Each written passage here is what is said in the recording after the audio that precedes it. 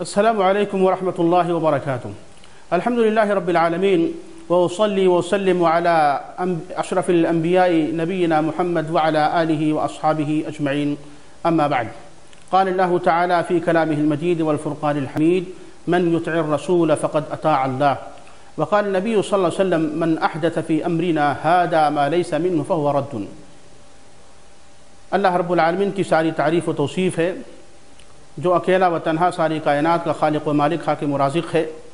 درود و سلام ہوں جناب محمد رسول اللہ صلی اللہ علیہ وسلم کے اوپر اور قیامت تک آنے والے آپ کے صحیح اور متبعین اور پیروکاروں کے اوپر۔ آج کے اس درس کا ہمارا موضوع ہوگا انشاءاللہ العزیز ماہ رجب کی بدعتیں، اور ان بدعتوں میں سر فہرست رجب کی 27ویں تاریخ کو اسراء اور معراج کے نام پر مسلمانوں میں سے بعض لوگوں کا جشن منانا۔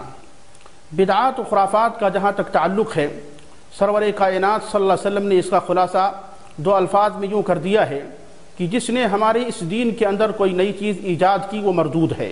اور بدعت کہا ہی جاتا ہے اس کو شریعت کے اندر کہ دین کے اندر کوئی ایسی چیز اسلام کے نام پر ایجاد کی جائے جس کا ثبوت قرآن اور حدیث کے اندر نہ ہو۔ جہاں تک رجب کی 27ویں تاریخ کو اسراء اور معراج کے نام پر جشن منانے کی بات ہے، ہم اس تعلق سے یہ کہتے ہیں کہ یہ بدعت ہے، کیونکہ نبی پاک صلی اللہ علیہ وسلم نے اپنے زمانے میں اسراء اور معراج کی رات کو کوئی جشن نہیں منایا، صحابہ کرام نے کوئی جشن نہیں منایا، تابعین اعظام اور اتباع و تابعین نے کوئی جشن نہیں منایا۔ جس چیز کا وجود قرون اولیٰ میں نہیں تھا، جس چیز کو نبی پاک صلی اللہ علیہ وسلم نے اپنی زندگی میں نہیں کیا اور نہ ہی کرنے کا حکم دیا، اس کے بارے میں معاملہ صاف ہے، فیصلہ بالکل واضح ہے کہ وہ چیز بدعت ہے۔ اللہ کے نبی سرور کائنات صلی اللہ علیہ وسلم نے ارشاد فرمایا: من احدث فی امرنا ھذا ما لیس منہ فہو رد۔ جس نے ہمارے اس دین کے اندر کوئی نئی چیز ایجاد کی، یعنی کوئی بدعت ایجاد کی، وہ بدعت ہماری شریعت کے اندر، اسلام کے اندر مردود ہے، اس کی کوئی قیمت اور اس کا کوئی وزن نہیں ہے۔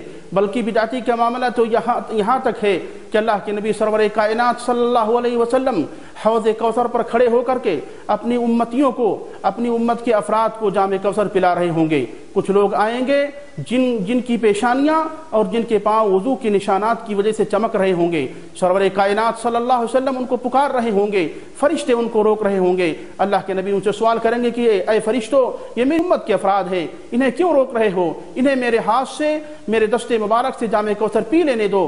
ان سے فرشتے اللہ کے نبی صلی اللہ علیہ وسلم سے کہیں گے کہ اے نبی، آپ نہیں جانتے آپ کی وفات کے بعد، آپ کے انتقال فرما جانے کے بعد انہوں نے آپ کے دین کے اندر کون سی چیزیں ایجاد کر رکھی تھیں۔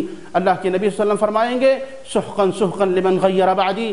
جس نے میرے انتقال ہو جانے کے بعد میرے دین کے اندر کوئی نئی چیز ایجاد کی، اس کے لیے تباہی و بربادی ہو اور وہ ہماری اس جگہ سے دور ہٹ جائے۔ بدعتی کا انجام بہت ہی خطرناک ہے۔ اللہ تعالیٰ بدعتی کے کسی بھی عمل کو قبول نہیں فرمائے گا۔ ہم اس تعلق سے یہ کہنا چاہتے ہیں اس مختصر سے درس کے اندر کہ ہمارا رجب کی 27ویں تاریخ کو اسراء اور معراج کے نام پر جشن منانا صحیح نہیں ہے۔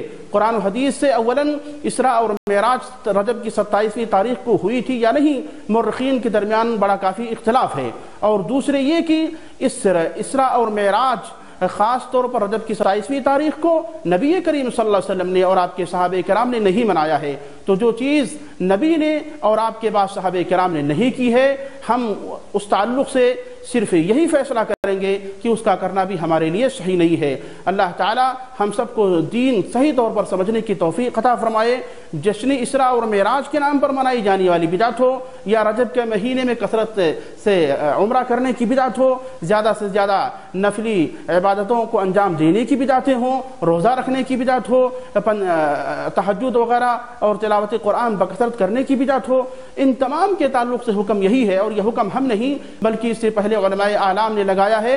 مختلف علماء کرام بالخصوص علامہ ابن قیم رحمۃ اللہ علیہ کا کہنا ہے کہ رجب کے مہینے میں خاص طور پر کسی بھی عبادت کو خصوصی شکل میں منانے کے لیے قرآن اور حدیث کے اندر کوئی بات وارد نہیں ہے۔ لہذا رجب کے مہینے میں یا کسی اور مہینے میں جو چیز خصوصیت کے ساتھ قرآن اور حدیث سے وارد نہیں ہے، اس تعلق سے ہمارا بھی وتیرہ یہی ہونا چاہیے۔